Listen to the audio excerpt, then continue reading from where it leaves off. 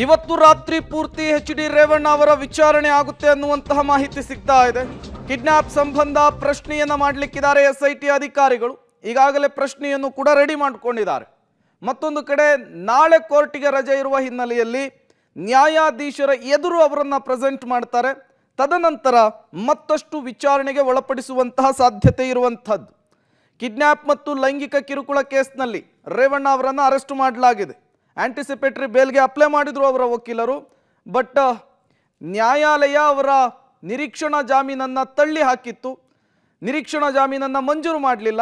ಈ ಬೆನ್ನಲ್ಲೇ ಅವರನ್ನು ಅರೆಸ್ಟ್ ಮಾಡಲಾಗಿದೆ. ಮತ್ತಷ್ಟು ಡೀಟೇಲ್ಸನ್ನು ಕೊಡ್ತಾರೆ ನಮ್ಮ ಪ್ರತಿನಿಧಿ ಮಸೂದ್, ನೇರ ಸಂಪರ್ಕದಲ್ಲಿ ಜಾಯಿನ್ ಆಗಿದ್ದಾರೆ.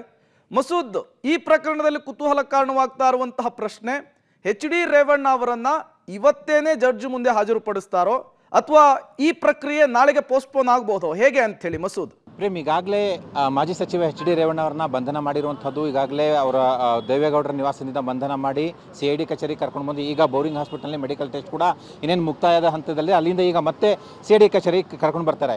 ಬಂಧನ ಆದಂತಹ 24 ಗಂಟೆ ಒಳಗಡೆಗಾಗಿ ಅವ್ರನ್ನ ನ್ಯಾಯಾಧೀಶರ ಸಮ್ಮುಖದಲ್ಲಿ ಹಾಜರುಪಡಿಸಬೇಕಾಗುತ್ತೆ. ಇನ್ನೂ ಕೂಡ ಸಮಯ ಇದೆ. ಈಗಾಗಲೇ ರಾತ್ರಿ ತುಂಬ ಸಮಯ ಆಗಿರುವಂಥದ್ದು. ಆ ಹಿನ್ನೆಲೆಯಲ್ಲೇ ಇವತ್ತು ಬಹುತೇಕ ಲಕ್ಷಣಗಳು ಕ್ಷೀಣ ಆಗ್ತಾ ಇದ್ದಾವೆ. ನ್ಯಾಯಾಧೀಶರ ಮುಂದೆ ಸಮ್ಮುಖ ಮಾಡುವಂಥ ಲಕ್ಷಣಗಳು ನಾಳೆ ಮಧ್ಯಾಹ್ನದ ಅಷ್ಟೊತ್ತಿಗೆ ಅಥವಾ ಮಧ್ಯಾಹ್ನದ ನಂತರ ನ್ಯಾಯಾಧೀಶರ ನಿವಾಸದಲ್ಲೇ ಅವ್ರನ್ನ ಕರ್ಕೊಂಡು ಹೋಗಿ ಅಲ್ಲೇ ಹಾಜರುಪಡಿಸುವ ಸಾಧ್ಯತೆ ಕೂಡ ಇರುವಂಥದ್ದು. ನ್ಯಾಯಾಧೀಶರು ಏನು ಆದೇಶ ಕೊಡ್ತಾರೆ ಕಾದು ನೋಡಬೇಕು. ಇವರು ಪೊಲೀಸ್ ಕಸ್ಟಡಿಗೆ ಕೇಳ್ತಾ ಇದ್ದಾರೆ, ಕೇಳೋದಕ್ಕೆ ಸಿದ್ಧತೆ ಮಾಡ್ಕೊಳ್ತಾ ಇದ್ದಾರೆ.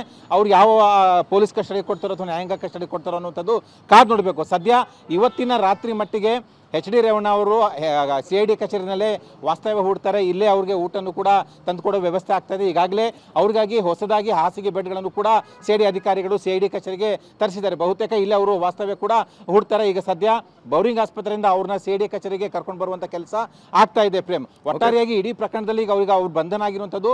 ಮುಂದಿನ ಕಾನೂನು ಪ್ರಕಾರವಾಗಿ ಯಾವೆಲ್ಲ ಪ್ರೊಸೀಜರ್ಗಳಿದ್ದಾವೋ ಅದರಂತೆ CID ಅಧಿಕಾರಿಗಳು ಮುಂದುವರಿತಾರೆ. Prem, okay, thank you Masood ತಮ್ಮೆಲ್ಲ ಮಾಹಿತಿಗಾಗಿ.